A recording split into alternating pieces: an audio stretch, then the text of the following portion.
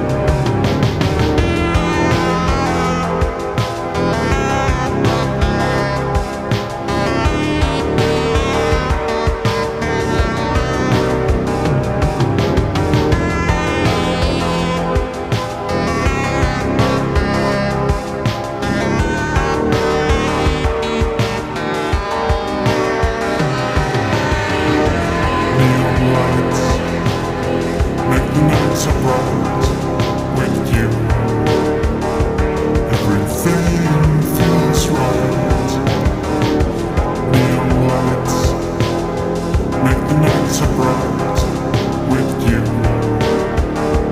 Everything feels right.